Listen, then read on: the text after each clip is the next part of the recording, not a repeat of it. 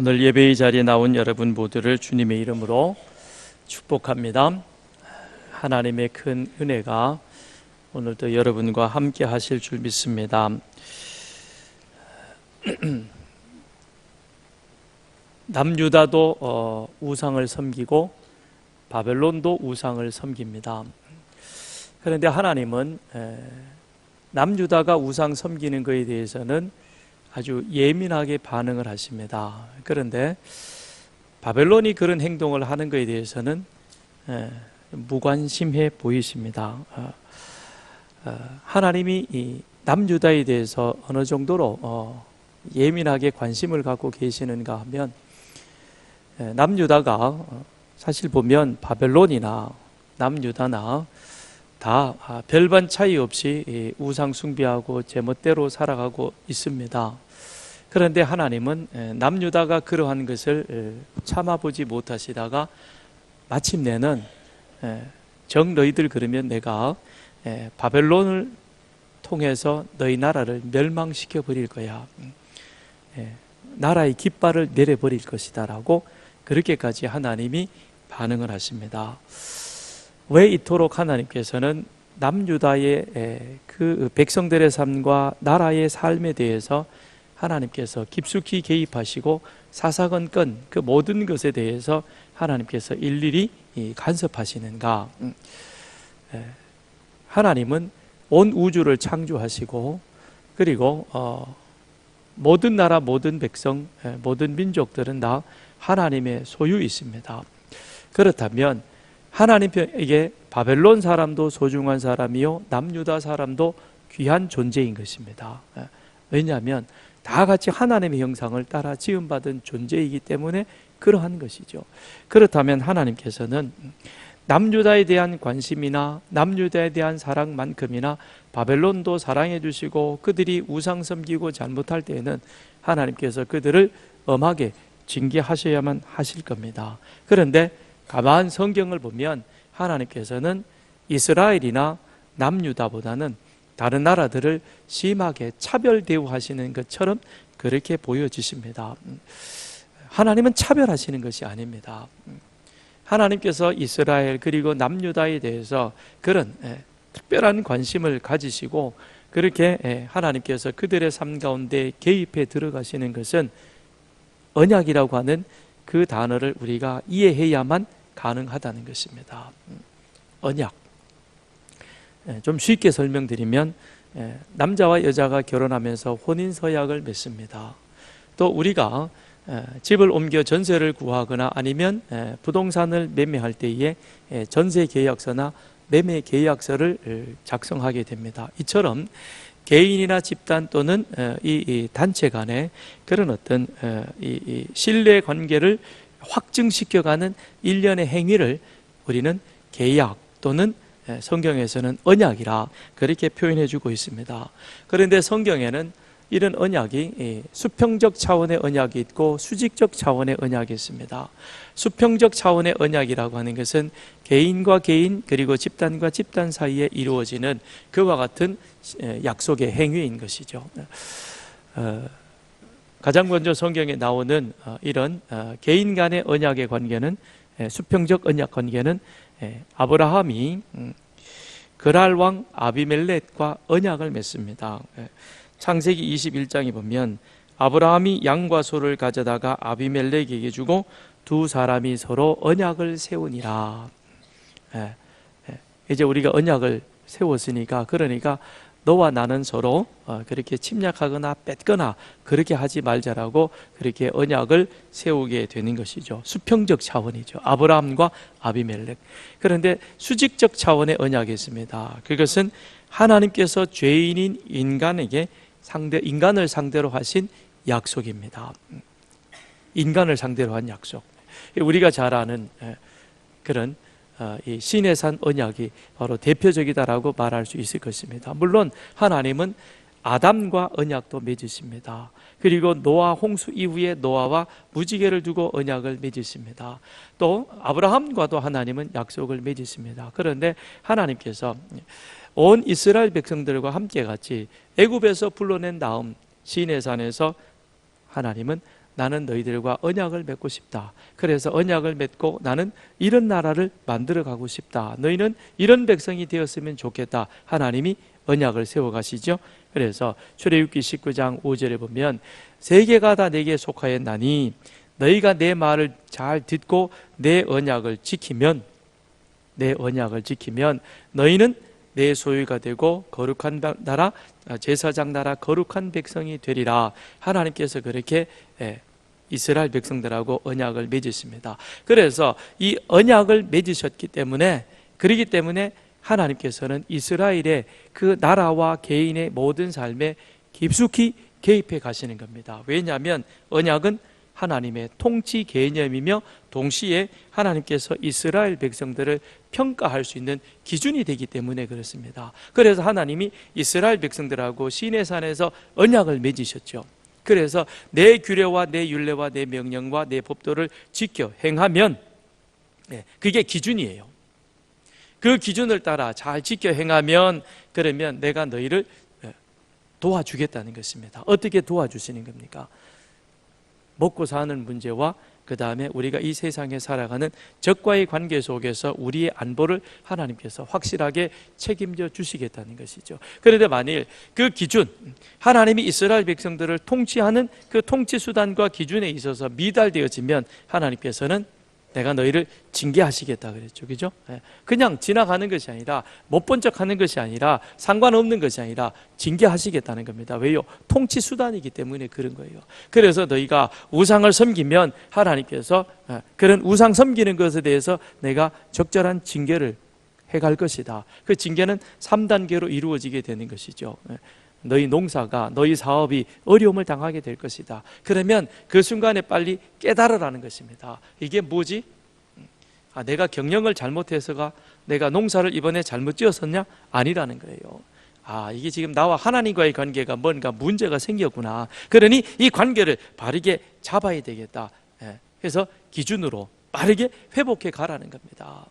그런데도 불구하고 여전히 삐뚤러 나가면 그 다음에는 내가 열심히 농사 짓고 내가 열심히 사업했지만 그러나 그것을 다른 사람이 와서 다 빼앗아 가버리고 강탈하게 만들겠다는 거죠. 하나님의 징계의 수위가 높아져 가는 것이죠. 그런데도 깨닫지 못하면 그 다음에는 어떻게 하겠다는 겁니까? 이젠 최후의 제3단계, 하나님이 바벨론을 들어서 내가 너희를 징계하시겠다는 겁니다. 나라 문을 닫아버리겠다는 겁니다. 이스라엘이 어떤 나라, 어떤 백성입니까? 남유다가 누구입니까? 하나님께서 온 정성과 심려를 기울여서 애굽에서 불러내시고 약속의 땅 가나안을 주시고 그리고 그 나라와 그 민족을 일구어 세우지 않았습니까? 하나님이 큰 정성을 들였는데 하나님 손으로 그것을 허물어 버리시겠다니 하나님의 마음은 어떠하시겠습니까? 그럼에도 불구하고 하나님께서 그 일을 하시겠다는 것입니다.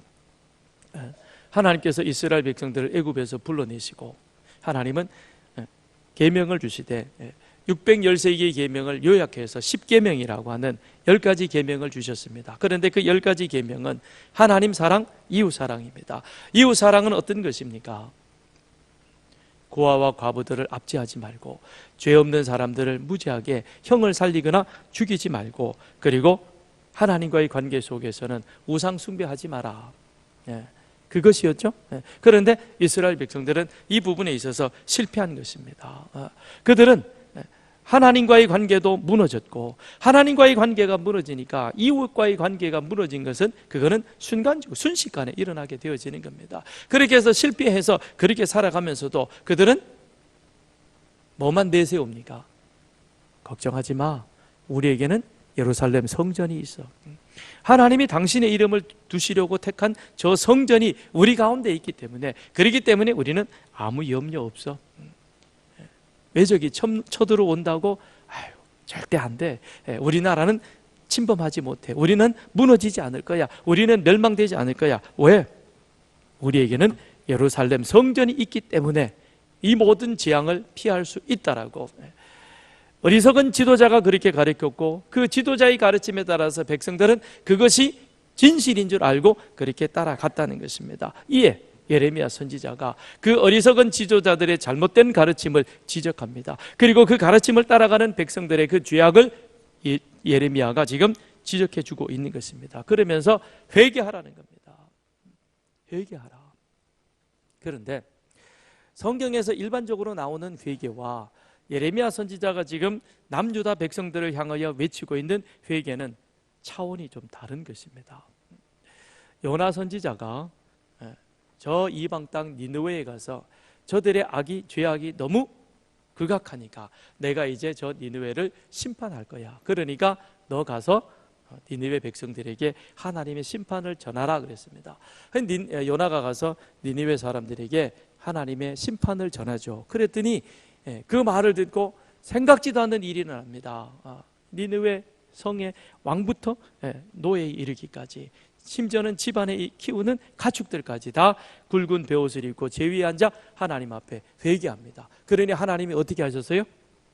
재앙을 돌이키죠. 그죠? 유보시킵니다. 지금 당장 없애려고 했는데 생각지도 않게 회개하니까 하나님이 그 재앙을 거두어 드린 거예요. 거두어 드렸습니다. 그리고 다시금 그들이 하나님의 은혜 가운데 살아갈 수 있도록 150년 동안은 하나님께서 그들을 지켜주시는 것이죠. 그게 우리가 알고 있는, 성경이 말씀하고 있는 일반적인 회개인 것입니다. 그런데 예레미야의 회개는 달랐습니다. 예레미야 16장 12절로 13절에 보면 예레미야는 회개를 유다 백성들에게 촉구하되 그 회개 속에 하나님의 심판의 메시지를 담고 있습니다. 그게 무엇이냐면, 너희가 너희 조상들보다 더욱 악을 행하였도다. 보라, 너희가 각기 악한 마음의 완악함을 따라 행하고 나에게 순종하지 아니하였으므로 내가 너희를 이 땅에서 쫓아내어 너희와 너희 조상들이 알지 못하던 땅에 이르게 할 것이라. 너희가 거기서 주야로 다른 신들을 섬기리니 이는 내가 너희에게 은혜를 베풀지 아니함이라. 하나님께서 은혜를 거두어 드리시겠다는 겁니다. 그러면서 예레미야를 통해서 회개하라, 남유다 백성들에게 회개하라 그러는데, 그 회개는 무엇이냐면, 잘 들으세요. 바벨론이 우리를 침략할 것이다. 바벨론이 우리를 침공해 들어오면 거기에 대적해서 그들과 싸우지 말고 항복하라는 거예요. 항복하라는 겁니다. 그리고 바벨론의 포로로 순순히 붙잡혀 가라는 거예요. 그게 하나님께서 예레미야를 통해서 남유다 백성들에게 전했던 회개의 모습인 것입니다. 자, 회개해라. 그런데 그 회개는 무엇이냐? 우리 죄를 이제는 자복하고 고백하기가 이게 너무 많다는 거예요. 그래서 아무리 회개해도 하나님이 그 죄를 용서해 주시지 않는다는 겁니다. 대신 너희가 자발적으로 성문을 열어서 바벨론 사람들을 받아들이고 우리 졌다 항복하면, 그러면 하나님께서 이 성을 보존시켜주고 그리고 너희들의 생명을 지켜서 너희를 바벨론 땅에 포로로 데려갈 것이다. 그런데 거기 가서 너희들이 70년 동안 다시 우리들이 뭘 잘못했는지 되돌아보고 뉘우치라는 겁니다. 그게 지금 예레미야가 남유다 백성들에게 전하는 메시지, 회개의 메시지인 것입니다. 일반적으로 보면 요나 때 니느웨가 그랬고, 히스기야가 아수르 군대의 침입을 받아가지고 18만 5천 명이 성을 에워쌌을 때에 그가 하나님 앞에 가서 회개하죠. 내가 이사야 선지자의 말을 듣지 않고 하나님을 온전히 신뢰하지 않았던 것을 내가 회개합니다. 그랬을 때 하나님이 어떻게 하셨습니까? 18만 5천 명의 군사를 하루아침에 하룻밤에 산송장되게 만들고 어려움 가운데서 남유다와 그리고 히스기야 왕을 건져주셨습니다. 그런데 예레미야가 지금 유다 백성들에게, 자, 우리가 그동안 잘못했고 죄를 지었지만 우리가 이렇게 회개하면 하나님께서 히스기야 왕 때의 그와 같은 은혜를 우리에게 주실 것이다. 그러니 그렇게 하자. 그게 아니라 바벨론이 우리를 쳐들어온다. 쳐들어오면 맞서 싸우지 말고 항복하라는 거예요. 그러면서 이제 나라의 깃발을 내려야 될 때이다라고 그렇게 예레미야가 백성들에게 외치는 겁니다. 그러니 예레미야의 이 메시지는 당시 사회를 아주 뿌리채 흔들어 놓는 겁니다. 무슨 이상한 말을 하는 거야. 아마 성경에는 기록되어 있지 않지만 제가 강단에서 말씀드리기는 좀 부적절하지만 백성들이 그러지 않았겠어요? 예레미야가 야, 바벨론이 우리 쳐들어온다. 그러니 우리 항복하고 그리고 바벨론의 포로로 붙잡혀가. 그랬을 때 백성들의 반응은 뭐라 그랬겠어요? 도레미파 미, 피아노 미를 친다 그랬겠죠, 그죠? 저 이상한 사람 아니야? 정신 나간 사람이지. 저 사람이 무슨 하나님의 선지자야?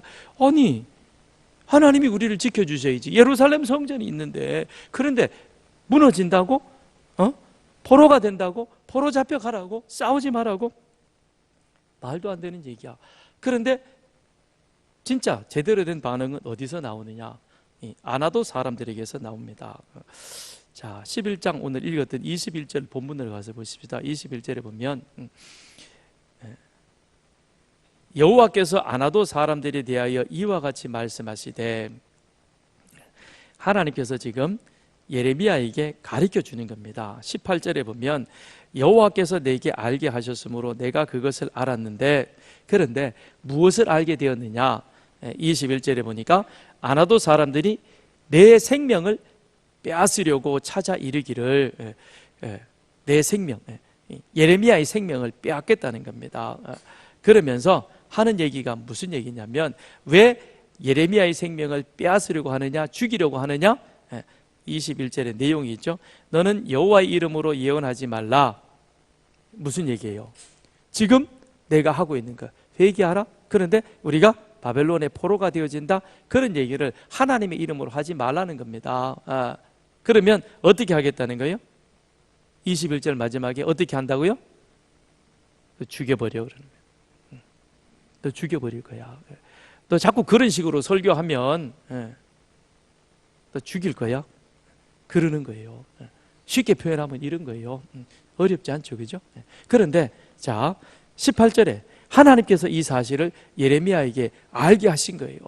지금까지 예레미야는 깜짝같이 모르고 있었어요. 그런데 열심히 외치고 열심히 전해도 아무런 반응이 나타나지 않는 거예요. 그런데 이상한 반응이 예레미야도 아마 느꼈을 거예요. 도대체 회개도 안 하고, 그 다음에 달라지는 모습도 없고 그대로 가는 것 같은데 왜 그럴까? 그런데 어느 날 하나님이 예레미야에게 말씀하십니다. 알게 해주시는 거예요. 뭐냐? 지금 아나도 사람들이 어마어마한 음모와 흉계를 꾸미고 있는데, 그게 뭐냐면 예레미야를 죽여버리겠다는 겁니다. 왜 죽이느냐? 죽이는 이유는 두 가지죠. 하나는 자신들의 죄를 들춰냈다는 것이죠. 그리고 그 죄로 인하여서 그 다음 우리나라가 바벨론에 멸망당할 것이다. 말도 안 되는 소리를 지금 하고 있다고 아나도 사람들이, 당시 유대 사람들이 그렇게 판단한 겁니다. 그런데 대부분의 사람들은 그냥 헛소리라고 생각하고 지나가 버렸는데, 그런데 아나도 사람들은 어떻게 해요? 죽여버리겠다는 거예요. 무섭지 않아요? 전혀 놀라지 않는 여러분이 정말 더 무섭습니다. 무서운 거예요. 이런 설교를 하면 죽여버리겠다 그러는 거예요. 그런데 그 아나도 사람들이 누구이냐라고 하는 겁니다. 21절에 나오는 아나도 사람들, 예레미야 1장 1절에 보면 예레미야의 출신지가 아나도십니다. 그러니까 아나도 사람들은 예레미야의 고향 사람들입니다. 그런데 그 아나도 사람들은 제사장 아비아달의 후손입니다. 자, 연결을 한번 해볼까요? 아나도 사람들은 제사장 아비아달의 후손들이고, 그러다 보니까 그들도 제사장과 관련이 있는 사람들입니다. 그런데 그 사람들은 누구의 친척입니까? 누구의 형제입니까? 누구의 이웃입니까?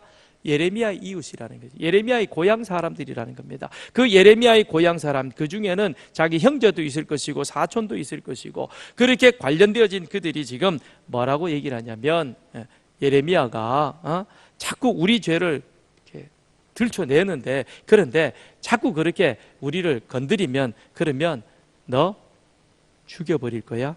다시 한번 그 얘기하면 내가 너를 죽여버릴 거야. 이렇게 얘기를 하고 있는 거예요. 우리는 사람 안 죽여봤지만 이 사람들은 사람을 죽여봤기 때문에 그게 어쩐지 아는 거예요. 그게 얼마나 끔찍하고 무서운가를 아는 겁니다. 그랬기에 19절에 예레미야가 뭐라고 자신을 표현하고 있습니까? 나는 마치 도살장으로 끌려가는 양과도 같다는 것이죠. 도살장으로 주인이 죽이기 위해서 끌고 가는 그 양, 그 양에게 할 수 있는 일이 무엇이겠습니까? 끌려가는 것밖에 없는 거예요. 그만큼 자신은 아무 일도 할 수 없는 무기력한 존재이다. 그들이 죽인다면 나는 죽어야 할 수밖에 없는 그런 존재이다. 그러면서 두려운 거예요. 그런데 심지어 어느 정도로 그들이 협박을 합니까? 19절에 보니까 나무와 열매를 함께 박멸하자 그를 살아있는 자의 땅에서 끊어져 그 이름이 다시 기억되지 못하게 하자. 참, 이 정도로 무시무시합니다. 이 정도로 무서운 거예요. 왜 이렇게 이들이 아주 격하게 아나도 사람들이 예레미야에 대해서 반응을 하느냐? 제가 예레미야서를 시작하면서 몇 시간에 걸쳐서 말씀을 드렸죠. 그들은 지금 어떻게 생각하고 있습니까?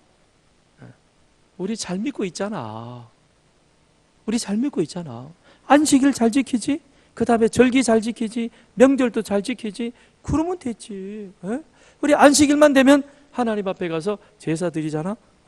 6월절, 오순절, 초막절도 잘 지키지? 그런데 우리가 이렇게 잘 지키고 있는데 왜 자꾸 우리 보고 못한다 그러는 거야? 왜 못한다 그러는 거냐? 지금 이거를 이 사람들이 지금 반감을 가지는 거예요. 그런데 과연 그들이 정말 제대로 하고 있었습니까? 너무 형식적인 것이었죠. 그죠? 너무 형식적이에요.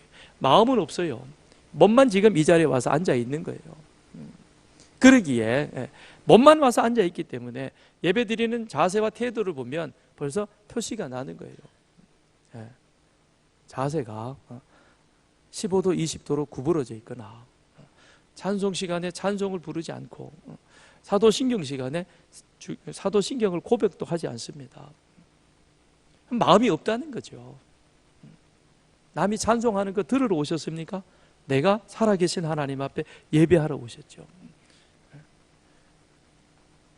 그냥 연설 들으러 오셨습니까? 하나님 말씀 들으러 오셨습니다. 살아계신 하나님 앞에 우리의 몸과 마음과 정성을 모두 그 하나님과 함께 반응하며 예배하는 것이 바로 이 설교 시간인 것입니다. 설교 시간에 여러분들은 설교자의 눈을 주목하며 바라봐야 되는 거예요. 그런데 지금 여러분 우리들의 이 신앙의 모습이 잘하고 있는데 왜 자꾸 목사님은 맨날 저렇게만 자꾸 우리를 몰아갈까? 정말 교회가 바르고 잘 되어지고 우리가 정말 하나님 앞에 바른 신앙의 모습으로 서 있다면, 그렇다면 오늘 이 사회가 왜 이렇게 자꾸 어지럽고 혼란스럽고 여러 가지 많은 일들이 일어나고 있는데 그 일들이 원인이 무엇일까라고 하는 거예요. 우리가 깊이 되돌아봐야 되겠지요. 이런 비슷한 모습이 예수님 당시에 바리새인 서기관들이 그러했습니다. 바리새인들이 어떻게 하느냐? 마가복음 3장 6절에 보면 그들이 나가서 곧 헤롯 땅과 함께하여 어떻게 예수를 죽일까 의논하니라.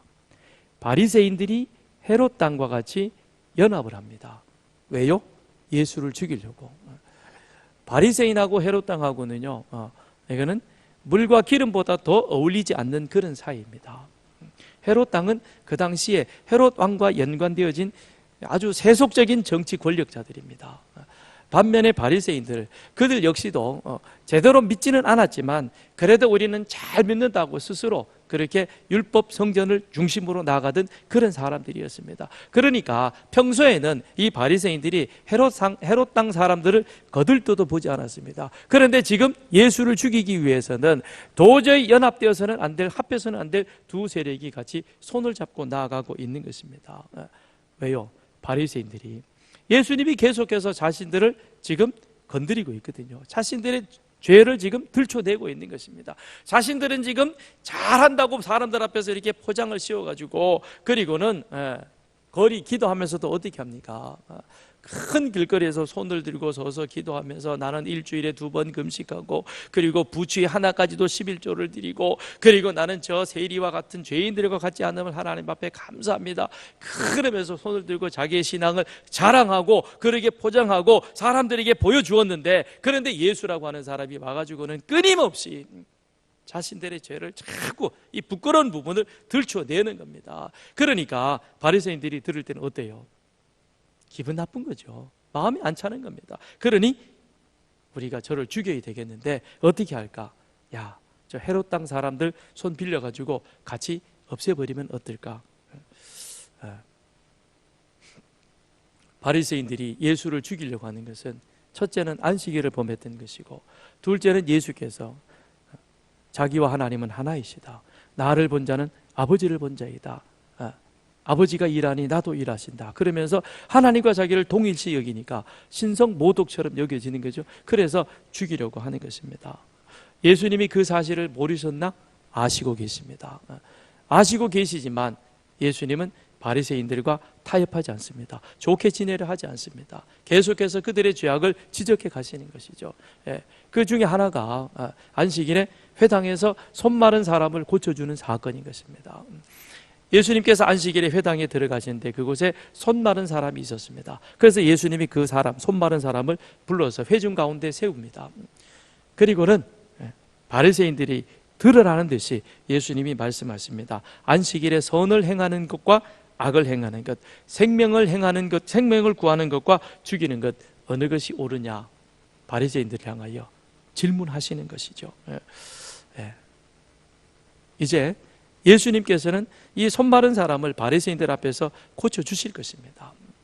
바리새인도 예수님이 안식일에 회당에서 이 손 마른 사람을 고쳐 주기를 바라셨을까요? 아닐까요? 그들도 바랍니다. 그들도 이 안식일에 예수님께서 손 마른 사람을 고쳐주기를 원합니다. 그런데 이유가 다른 거예요. 이유가 예수님은 그 손 마른 사람을 불쌍히 여기셔서 하나님의 긍휼과 하나님의 은혜가 그 가운데 함께하기를 위하여 정말 그 사람을 사랑하는 마음으로 고쳐주시만, 그러나 바리새인들은 마음속으로는 어떻게 생각하느냐? 예수가 그 사람을 고쳐주길 원하죠. 그런데 고쳐주는 목적은 무엇이냐? 자, 고치기만 해봐라. 이걸 책 잡아가지고 안식일 범했다고 내가 헤롯 땅하고 이미 연결이 되었으니까 저를 죽일 거야. 죽일 이유를 찾기 위해서 바리새인들도 예수님이 안식일에 회당에서 손 마른 사람을 고쳐주기를 바라셨던 것이지요.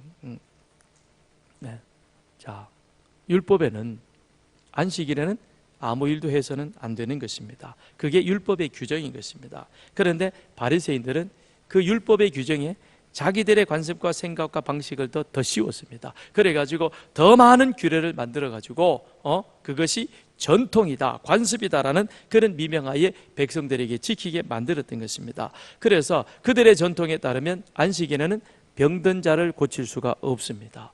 왜냐? 치료하는 그 행위 자체가 일하는 것으로 보았기 때문에 고칠 수 없다라고 하는 것입니다. 그러나 생명이 위급한 경우는 예외로 했다는 거예요. 탈무드에 보면 이런 얘기가 나옵니다. 안식일에 갑자기 집이 확 무너져가지고 그래서 그 집안에 있던 사람들이 그 집 무더기에 깔렸습니다. 그러면 가서 사람을 건져내야 돼요? 그냥 둬야 돼요? 건져내야죠. 그죠? 그런데 바리새인들은 그 상황을 봅니다. 상황을 봐서 무너진 데 가만 보니까 근데 저 사람이 살았어. 그러면 건져내는 거예요. 왜요? 생명이 위급한 경우니까 예외로 하는 거예요. 그런데 보니까 죽은 것 같아. 반응이 없어. 그럼 어때요? 그냥 두는 거예요. 그리고 웃으면 안 되는데, 그죠? 하도 기가 막히는 거죠. 웃기는 거죠, 진짜. 말도 안 되는 규정을 지켜가지고 만들어가지고 그것을 안식일을 지킨다라고 그렇게 딱 걸어놓은 거예요. 딱 걸어놓은 거예요. 그렇다면 자, 손 마른 사람의 경우를 봅시다. 이 사람이 생명이 지장이 있어요, 없어요? 없어요. 그러니까 안식일에 고쳐줘야 돼요, 말아야 돼요? 안 되는 거예요. 안식일에 그 사람을 고치면 일하는 것이 됩니다. 그런데 생명이 위급한 경우는 예외로 하는데 이 사람은 생명의 예외, 생명이 위급하지가 않아요. 그렇죠? 괜찮은 거예요. 자기 발로 걸어 들어왔고 예수님이 일어서라 그러니까 일어설 정도로 생명에 지장이 없는 사람입니다. 그러면 예수님도 어떻게 해야 돼요? 오늘 고쳐주는 것이 아니라 안식일 끝나고 고쳐야 되는 거예요. 그럼 예수님이 그 사람에게 뭐라 그래야 되겠어요? 너 힘들었지, 그렇게 사느라고 얼마나 불편했냐. 그런데 오늘은 안식일이니까 안 돼. 안식일 지나면 내가 고쳐줄게. 그래야 되겠죠, 그죠? 그런데 예수님께서 그 사람을 고쳐주셨습니다. 바리새인들이 그것을 책잡아서 자기를 죽일 것이다 라고 하는 사실을 알매도 불구하고 예수님께서 그것을 고쳐주신 이유는 무엇이냐? 하나님은 인애를 원하고 제사를 원치 아니하며 형식적인 번제보다 이 세상에 사랑과 소망과 생명을 주시길 원하시는 그 하나님의 그 목적에 따라 예수님 당신이 이 땅에 오셨음을 바리새인들에게, 그리고 그 모인 사람들에게 분명히 알게 하기 위하여 예수님은 그 손 마른 사람을 고쳐주신 것입니다.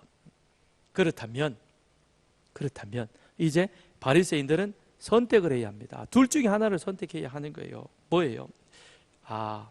예수님의 가르침과 예수님의 행하시는 모습을 보니까 지금까지 우리가 이렇게 안식일을 지키면 되는 줄 알았는데 이게 아니었구나. 우리가 잘못된 신앙을 따라왔구나. 이것이 하나님이 원하는 길이 아니었구나. 그러니까 그 잘못된 길에서 돌이켜서 그리하여 예수님의 가르침에 따라 하나님이 원하시는 참된 기쁨의 삶으로 가든지, 아니면 자신의 죄를 끊임없이 계속 폭로하는 그 예수를 제거하든지, 둘 중에 하나를 해야 되겠죠. 그런데 바리새인은 뭐를 선택합니까?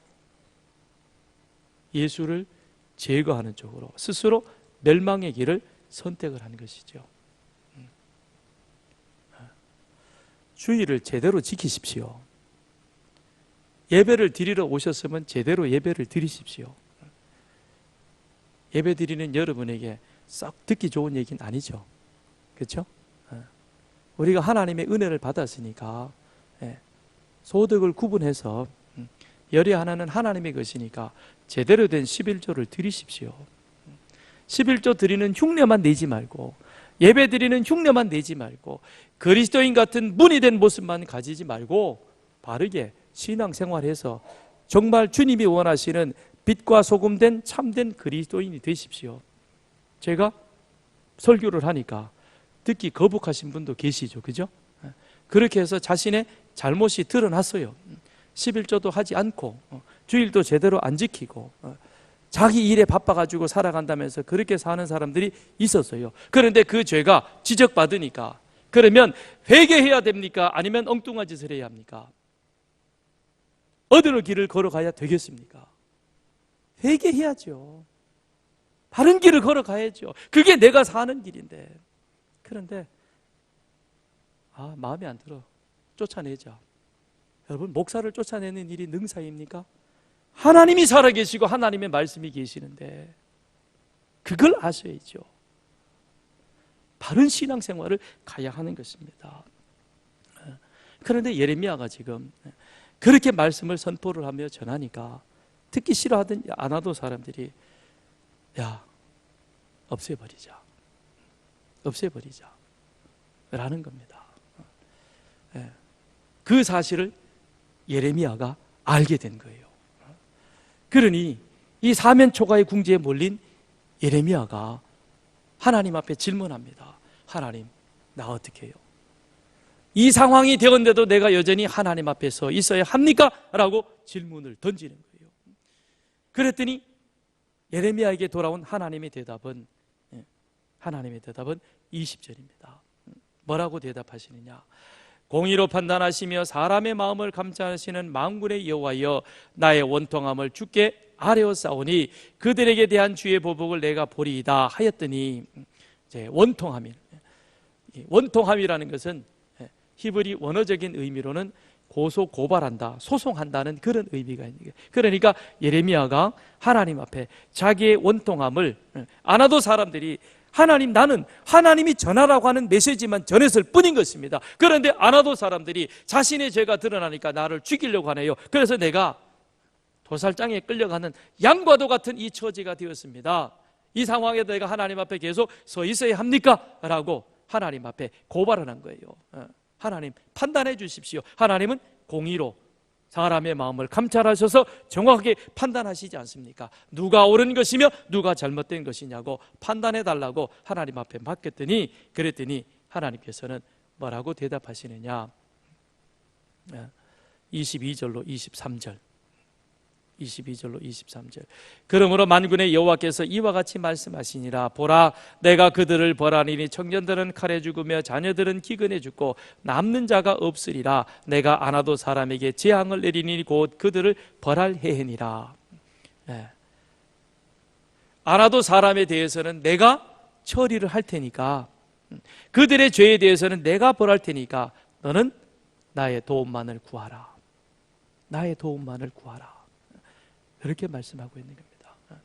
예레미야가 사실 예수님이 죽어야 될 이유가 없었던 것처럼 예레미야 역시도 아나도 사람들에게 그런 위협받을 만한, 생명에 위협받을 만한 일을 한 것 아닌 것입니다. 그럼에도 불구하고 그들이 죽이려고 예레미야를 궁지로 몰아갔을 때 하나님, 내가 계속 이 상황 속에서 이 일을 해야 합니까? 라고 그렇게 하나님 앞에 물었을 때 하나님께서는 걱정하지 마라. 너는 나의 도움만을 구하라. 여러분, 오늘 우리도 마찬가지일 것입니다. 우리가 하나님의 말씀대로, 하나님의 뜻대로, 하나님의 법대로 살아가려고 할 때 오늘 이 시대 앞에서 우리 눈에 보이지 않는, 또 그렇지만 우리가 피부로 여러 가지로 느끼는 숱한 시련과 환난과 핍박과 박해와 어려움이 있습니다. 그런 어려움이 있을 때마다 우리는 예수님이 바리새인과 타협하지 아니하셨던 것처럼 하나님의 도우심만을 구하며 나아가는 여러분과 저가 되기를 주님의 이름으로 축원드립니다. 그 아나도 사람들이 무슨 짓을 하든지 그들의 모든 행위는 내 손안에 있기에, 그러니 내가 그들을 벌할 것이다. 그러니 너는 그들의 신경 쓰지 말고 나의 도움을 구하며 계속해서 선지자의 사명을 감당하라고 말씀하고 있습니다. 또한 두 번째는 그 선지자의 사명을 감당하되 뱀처럼 지혜롭고 비둘기처럼 순결함을 지켜가라고 말씀하십니다. 마태복음 10장 16절에 보면 주님께서 제자들에게 이렇게 말씀하십니다. 보라, 내가 너희를 보냄이 양을 이리 가운데로 보냄과 같도다. 그러므로 너희는 뱀같이 지혜롭고 비둘기같이 순결하라. 예수님께서 당시 제자들을 믿는 믿음의 사람들을 세상 가운데 보내시는 그것이 마치 양을 이리대 가운데로 들여 놓는 것과 같다고 말씀하셨습니다. 예레미야 역시 그러했죠. 그 주변에 자기를 도와주는 사람은 아무도 없었습니다. 단 한 사람, 서기관 바룩만이 그렇게 외롭게 혼자서 고군분투하는 그 예레미야의 곁을 40년 이상 지켜줍니다. 40년 동안 그렇게 열심히 외쳐도 단 한 사람도 유대 백성 가운데 예레미야의 말을 듣고 깨우치거나 돌아오는 사람이 없었습니다. 얼마나 힘들고 외로웠습니까? 그렇지만 예레미야는 그 어려움 속에서도 당시의 사람들, 세상 권력, 시드기야 왕하고 타협하려 하지 않습니다. 어떻게 해요? 뱀처럼 지혜롭게, 비둘기처럼 순결함을 지켜가는 것입니다. 예수님께서 제자들에게, 오늘 우리들에게 뱀같이 지혜롭게 행동하라는 것은 올바른 판단력을 가지고 사리 분별을 바르게 하라는 것입니다. 사람은 다 자기 생각에 자기 이익되는 쪽에 따라서 판단하려고 합니다. 그러다 보니까 다 어그러지는 거죠. 그렇죠? 우리나라 대통령부터 보십시오. 한때는 방송에 나와가지고 당연하다는 듯이 그것을 외쳤다가 나중에 안 되니까 그것은 외교적 성과다 그러면서 한쪽으로 돌아가 버리죠. 자기 중심이 되어가는 거예요. 그런데 뱀처럼 지혜롭게 올바른 판단력과 사리 분별력을 바르게 하라는 것은 진리 대신 하나님의 말씀을 기준으로 삼아 그 하나님 말씀에 비추어서 이것이 옳은지 그른지, 그것이 맞는지 틀리는지를 판단하라는 것입니다. 그러니까 우리의 삶의 기준에 있어서 모든 것들의 판단 기준은 무엇이냐? 하나님의 말씀인 거예요.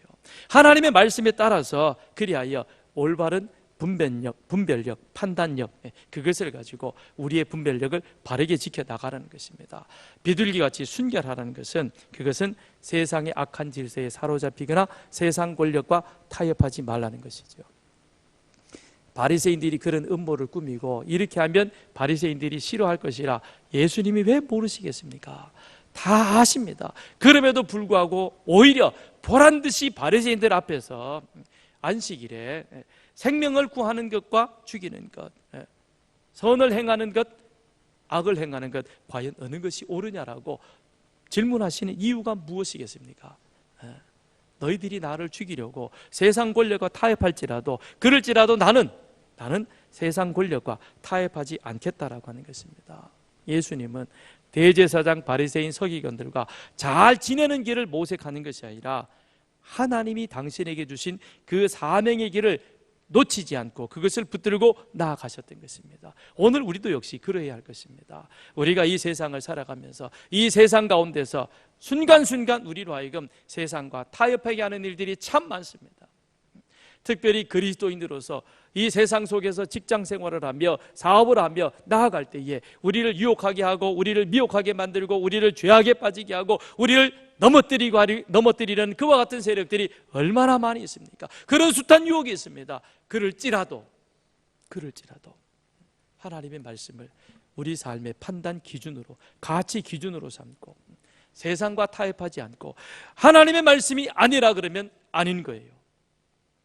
하나님의 말씀이 힘들더라도 그 길을, 좁은 길을 가라 그러면 우리는 가야 하는 것입니다. 그것이 하나님의 말씀이요, 그리고 주님의 가르침이기 때문에 그러한 것입니다.